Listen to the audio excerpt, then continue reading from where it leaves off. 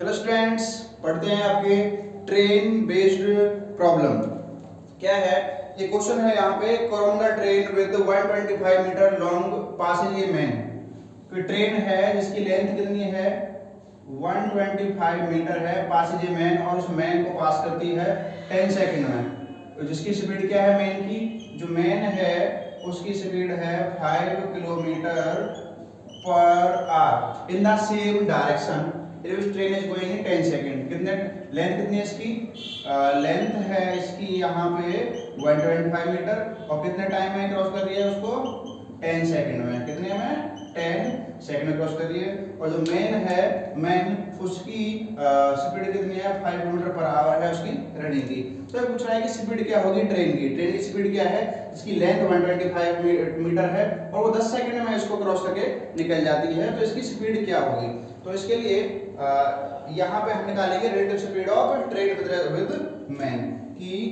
Relative speed of train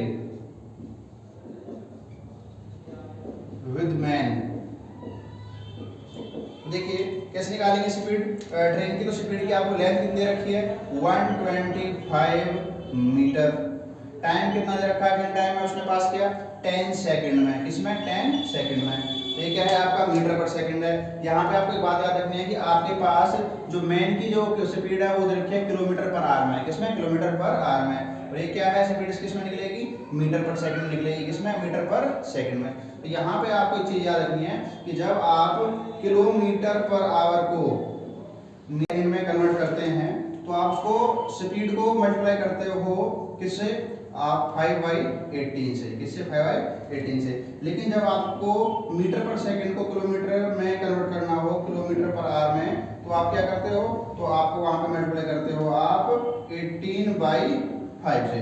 ठीक है, तो यहाँ पे आपको मीटर पर सेकंड दे रखा है और ये आपको याद दे रखा है किलोमीटर पर आवर में। तो आप दोनों को इक्वल करने के लिए, ये किलोमीटर पर आवर में, ये किलोमीटर पर आवर में, तो इसे किससे मल्टीप्लाई करोगे आप 18/5 से। आप इसको डिवाइड करोगे तो यहाँ पे क्या हो जाएगा आपका 5 2 जा 10 हो जाएगा, 5 2 जा 10 और 5 5 जा 25। 5 से 5 1 5 5 5 जा 25। तो 2 से आपका 18 कितनी बार जाएगा 9 बार, तो 9 2 5। तो 9 × 5 आपका कितना हो गया 45 हो गया। कितना हो गया 45। तो जो रिलेटिव जो स्पीड है ट्रेन की कितनी आ गई 45 किलोमीटर पर आ गई। कितनी 45 किलोमीटर पर आवर। अब यहाँ पे आपको एक बात और सीखनी है कि जब आपके, हम मानते हैं यहाँ पे केस 1 और केस 2, अगर आपके एक केस में कोई दो ऑब्जेक्ट हैं ए और बी, ये दोनों अगर सेम डायरेक्शन में मूव कर रहे हैं, कि ये भी डायरेक्शन मूव कर रहा है और ये भी डायरेक्शन में मूव कर रहा है, तो आप क्या करोगे, जब आपको रिलेटिव वेलोसिटी निकालनी है तो आप ज्यादा में से क्या है कम को माइनस करोगे। तो ये आप इसको क्या करोगे, माइनस करते हैं वहां स्पीड को।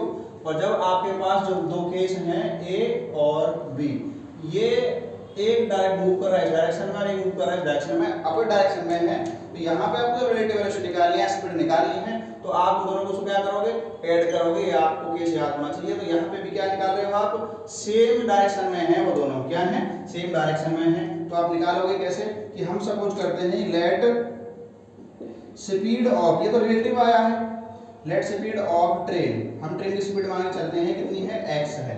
ठीक है, तो ये ज्यादा ही होगी, तीसरी बात है। तो मेन की स्पीड कितनी है 5 है, तो हम यहाँ पे करेंगे कि x माइनस में 5 इक्वल टू 45। तो x बराबर आपका कितना हो जाएगा 45 प्लस में 5 कितना हो गया, x बराबर आपका आ जाएगा 50 किलोमीटर पर आवर। ये जो ट्रेन है उसकी स्पीड कितनी है 50 किलोमीटर प्रति घंटा की रफ्तार से वो दौड़ रही है, इसलिए उसने 10 सेकंड में जो 5 किलोमीटर पर आवर की स्पीड से जो